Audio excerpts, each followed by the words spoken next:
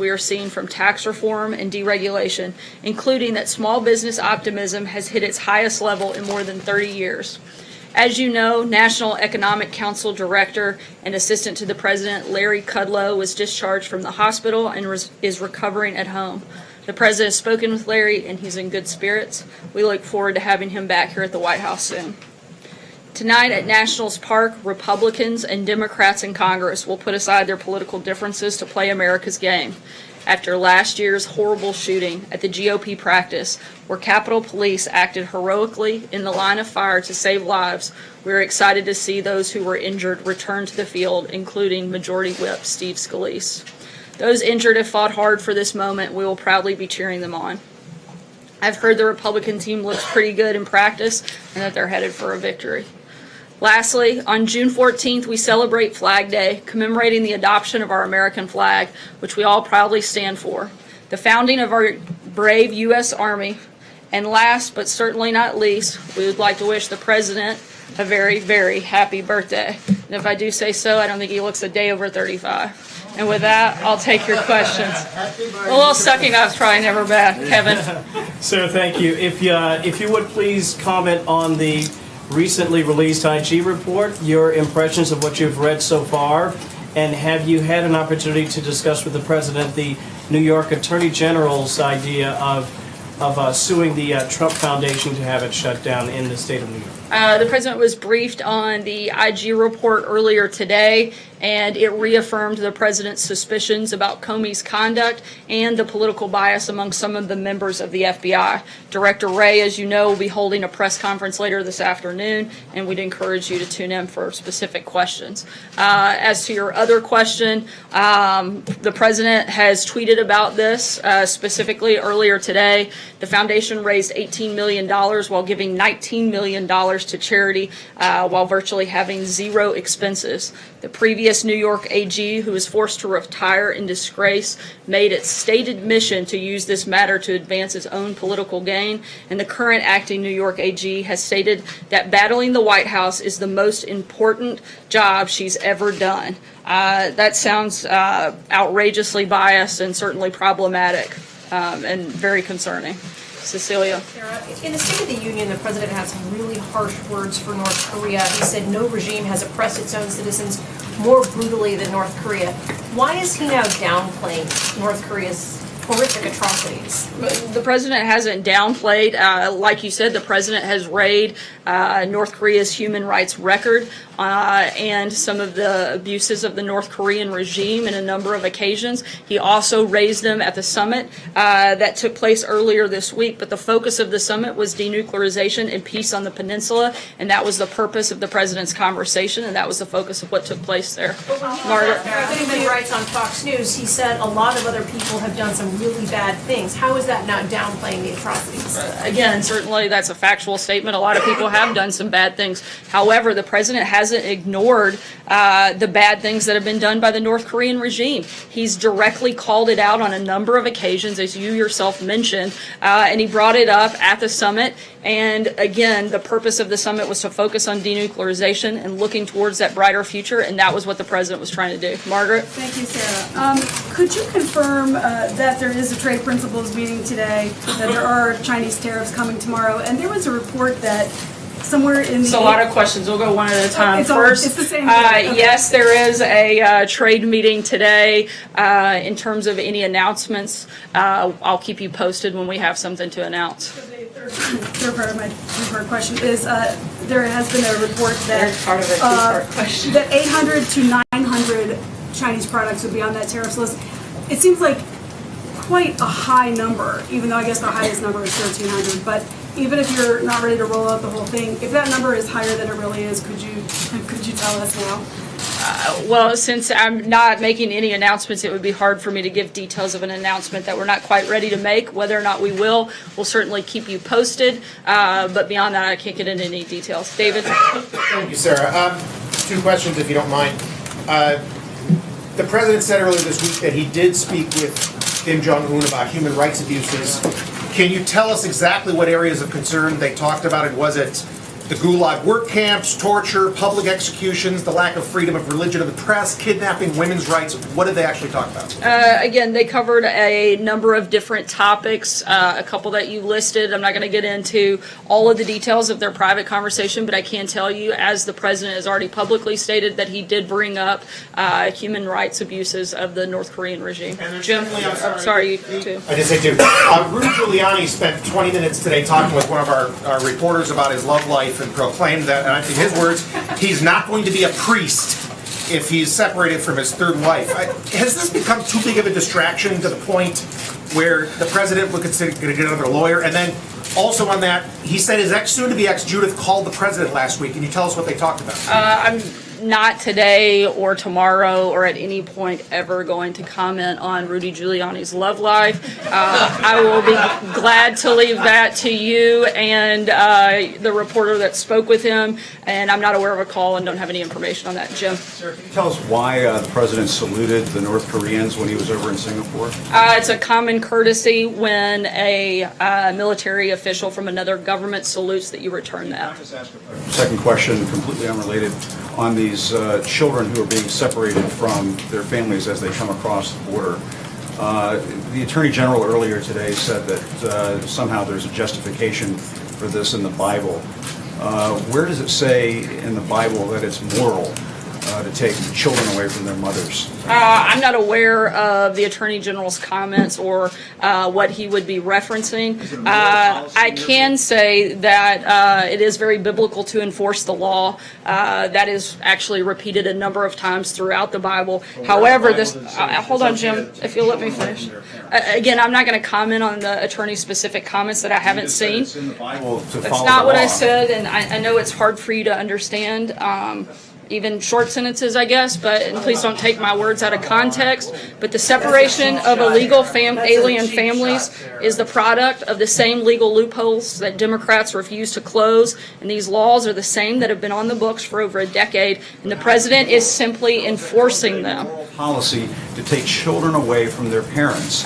Can It's you a imagine moral the horror policy that to these children follow must and be going enforce the through law. when they come across the border? Jim. They're with their parents, and then suddenly they're pulled away from their parents. Why is the government doing this? Because it's the law, and that's what the law states. And the You law... guys don't have to do that. You're right, it doesn't have to be the law, and the president has actually called on Democrats in Congress to fix those loopholes. The Democrats have failed to come to the table, failed to help this president close these loopholes and fix this problem. We don't want this to be a problem. The president has tried to address it a number of occasions. We've laid out a proposal, and Democrats simply refuse to do their job and fix the problem. Paula, go ahead. Sorry, Jim, I've given you enough Two time. questions. First of all, there is no law that requires families to be separated at the border. This was the administration's choice to move from civil matters and immigration onto criminal, to criminally prosecute people who come across the border illegally, and therefore they have to separate families. So why did the administration find that this was necessary, and if it continues to not have much of a deterrent effect, will you continue this policy? Again, the laws are the ones that have been on the books for over a decade, and the president is enforcing them. We would like to fix the broken system that our immigration and fix our immigration problem. However, until Democrats are willing to actually fix this problem, it's going to continue. But we would like to see it fixed. Jill. Take responsibility for its policy change from civil, handling them as civil matters to criminal prosecution. It's not a policy change to enforce the law. That's been this administration's policy since the day we got here. In April, that he was going to move from handling it as a civil It matter has to been criminal our and administration's separating families. policy. Your administration said it was a deterrent. They're separating families to deter people from coming here illegally.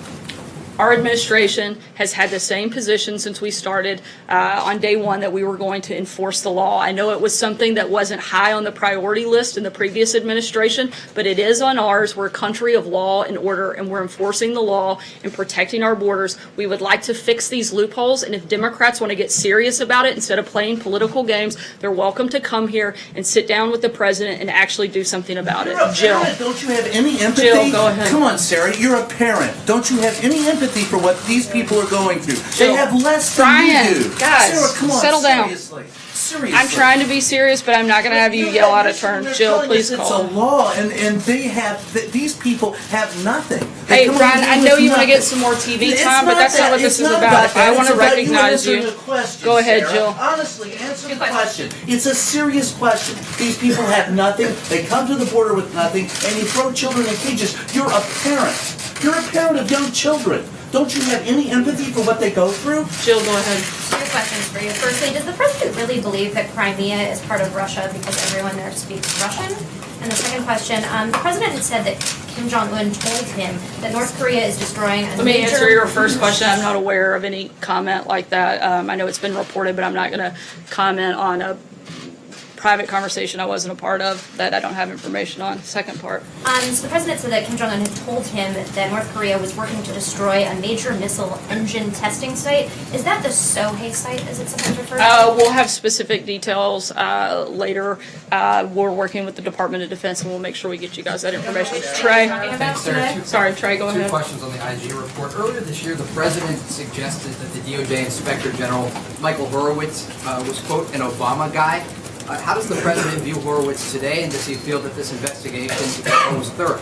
Again, the president thinks that this report reaffirms the suspicions that he had about Comey, and Director Wray is going to hold a press conference later today, and I would encourage you to tune in for that. The text message exchange between... Sorry, go ahead, Trey. The text message exchange highlighted in the report between Lisa Page and Peter Strzok.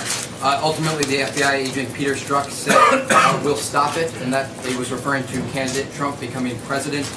Did the president have any reaction to this information when you spoke with him after he was briefed today?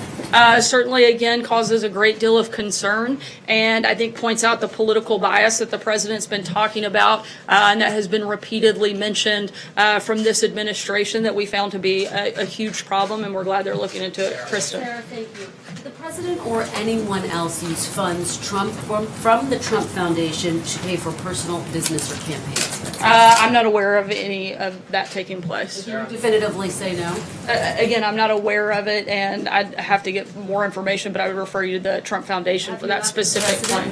I haven't spoken to him about that specifically. Let me just follow up with you. President Trump said several months ago he doesn't think Michael Cohen is going to flip. Is that still the case? I'm sorry, I didn't hear the last part of your question. President Trump tweeted several months ago that he doesn't think that Michael Cohen is going to flip. Does he still think that's the case? I would refer you back to the president's comment. John? Yeah, two questions, please, Sarah, and thank you. First,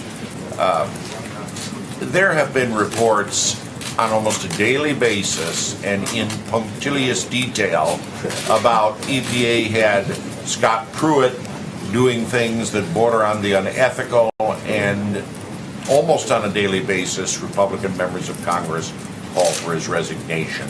What is his status within the administration, and does the president have confidence in him to remain as administrator? Certainly, we have some areas of concern in some of these allegations, but I don't have any personnel announcements at this point. My second question is, Congressman Mark Sanford blamed the president's tweet as the final straw in his defeat, making him the second Republican House member to go down to defeat. This is the first time in 48 years a sitting president has opposed a member of Congress of his own party. Does the president intend to speak out for primary challenges to other critics of him within the Congress, and if so, who? I don't have any announcements on any candidates that the president may or may not endorse, and wouldn't be able to address that from this venue either. Sorry, that's right, Mara, I'll come back to you. I appreciate it. Two questions. First, on the two immigration bills that the House is considering, does the president have a preference for one over the other, or are both just fine with him? And then I have another one. The president's already laid out a proposal that closes the legal loopholes and provides the resources to secure our border. If the process leads to a permanent solution as outlined by the president, then we would support it. Has he looked at those two? Again, we've laid out what we want to see, and if this gets to a permanent solution, then we would support it. All right. And another question about immigration. You blame the Democrats for not closing the loopholes. Republicans control both houses of Congress, and despite the president's repeated preference for Mitch McConnell to get rid of the legislative filibuster so they could pass something without Democratic votes, they have not done that. So don't Republicans take some responsibility for the immigration laws Look, if a as they exist? handful of Democrats wanted to solve this problem, we could quickly get it done, but they don't, and they've refused to come to the table and actually be part of a solution instead of just playing political games and attacking the president. The President has asked Mitch McConnell numerous times to get rid of the legislative filibuster, and he hasn't. In other words, that's not a barrier. Look, the majority of Republicans support fixing the loopholes. The president wants to work with them. We want to get something done. We've laid out a proposal to do that, and we are hopeful that Congress, particularly Democrats in Congress, will come together and actually fix the system. So I called on you Republicans bear no next. responsibility for the immigration problems at the border? Look, the president wants to fix it. I mean, we have laid out a number of different plans and proposals that would close these loopholes, and we continue to be ready and willing to work with Congress to get it done. Please. Two questions, if I may. On immigration, what does the president want to see the House of Representatives do in the next week? Again, we've laid that out. We'd like to see a permanent solution to fix the loopholes and secure the border. And on, No, on DACA, I think. well, just on upcoming votes, is there a particular bill that he favors or a particular approach on that? Again, he wants to see all of the different components that we laid out several months ago addressed, and if any of the legislation comes to the table that would create a permanent solution that does that, then we would support it. Thank you. And sorry, on NAFTA, the president's threat of avoiding tariffs, does that mean that he will withdraw from NAFTA in the coming days? I don't have any announcements on that. Sarah. Sarah, to follow up on Trey's question on whether the president believes that the Inspector General's report was thorough, several GOP lawmakers today have called for a second special counsel. Would the president support a developed inquiry into the Inspector General's report and into the further conduct of the FBI, or does this settle the matter for all time? Certainly, this creates a great deal of concern, and we're going to tune in to Director Wray's comments this afternoon. But certainly, there are a lot of things in this report that not only worry those of us in the administration, but should worry a lot of Americans that people played this political bias and injected that into a department that shouldn't have any of that. To follow up on that, does the president believe that Peter Strzok should still have a job at the FBI? I haven't specifically asked him that question, but my guess would be no. I'll take one last question. Amen. A number of officials here at the White House who are reportedly eyeing the exits, including Mark Short, Raj Shah, and yourself. Can you give us a sense of what to expect? Are any of those officials leaving, and what's the plan to replace all those high-level people? Well, I don't know that there's a need to replace them. As I stated last night in a tweet, I think CBS got a little ahead of their skis, particularly since they put out a story about my thinking without ever actually talking to me. Seems that it would be a little bit problematic. In terms of personnel announcements, I don't have any to make. I can tell you that I show up here every day. I love my job. I'm glad to work for the president. And each and every day I'll pray for clarity and discernment on what my future looks like. Right now I think the country's looks pretty good, and I'm glad to get to be a part of that process, and I'm going to continue to do my job. Thanks so much, guys. Have a great day. Sarah, happy birthday to the president.